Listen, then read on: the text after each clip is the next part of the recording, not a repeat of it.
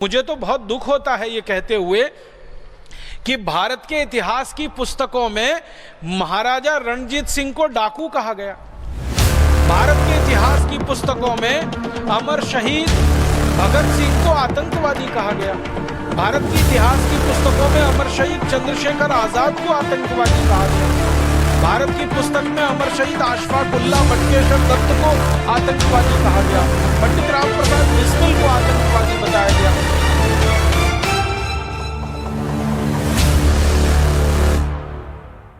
Macaulay ने भारतीय शिक्षा व्यवस्था का नाश किया। 7,32,000 गुरुकुल जो इस देश में चला करते थे, संस्कृत भाषा के आधार पर शिक्षण दिया करते थे। 97% हमारे देश में साक्षरता हुआ करती थी उन गुरुकुलों की मदद से। इंजीनियरिंग पढ़ाई जाती थी, मेडिकल पढ़ाया जाता था, मैनेजमेंट पढ़ाया जाता था, धातु शास्त्र पढ़ाया जाता था, चिकित्सा शास्त्र होता था, सर्जरी पढ़ाई जाती थी। ऐसे 18 उच्च शिक्षा के विषय हुआ करते थे।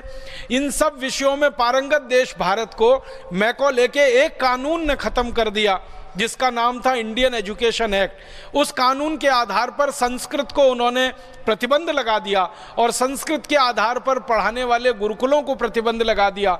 गुरुकुलों के आचार्यों को जिंदा जला दिया, उनके घरों में उनके घरों के साथ जला दिया, हाथ पैर उनके काटे, उंगलियां काटी, भयंकर अत्याचार करके गुरुकुल बंद किए गए। आज़ादी के बाद क्या होना चाहिए था?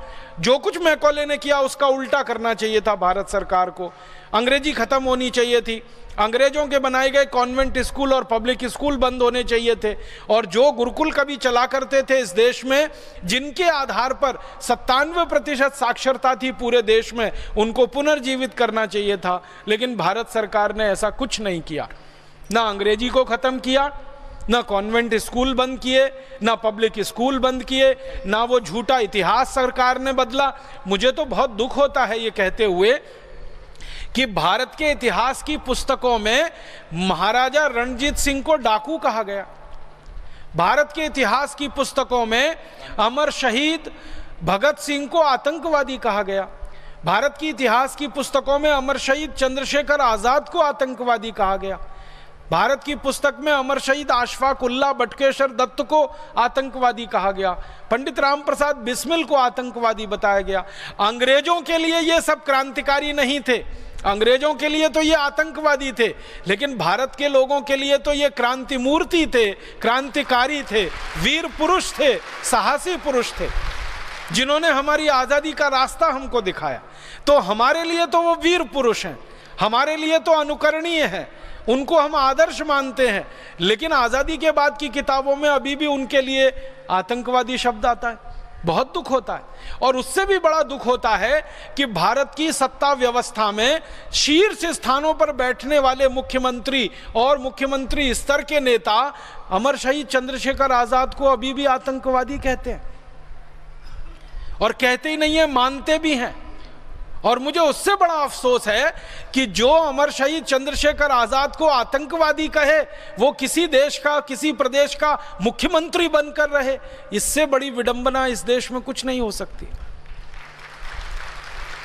हमें तो ये होना चाहिए कि अमर शहीद चंद्रशेखर आजाद को आतंकवादी कहने वाले का हर तरह से नामो निशान मिट जाए, ऐसा इस देश में प्रयास होना चाहिए, ऐसा अभियान चलना चाहिए, बनिस्बत इसके कि अमर शहीद चंद्रशेखर आजाद को आतंकवादी कहकर गाली देने वाला मुख्यमंत्री बन जाए किसी राज्य का, और मुख्यमंत्री बनकर लूट करे पूरे राज्य के संसाधनों की।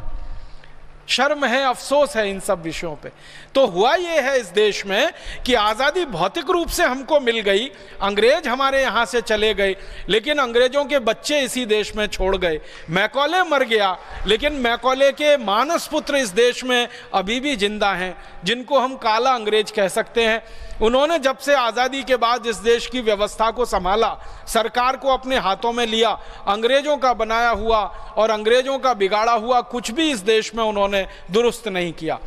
हमारे देश में भाषा अंग्रेजी है, भूषा अंग्रेजी है, भोजन अंग्रेजी है, भजन अंग्रेजी है, भेषज अंग्रेजी है, कानून अंग्रेजी है, कृषि व्यवस्था अंग्रेजी है, अर्थव्यवस्था अंग्रेजी है, चिकित्सा व्यवस्था अंग्रेजी है।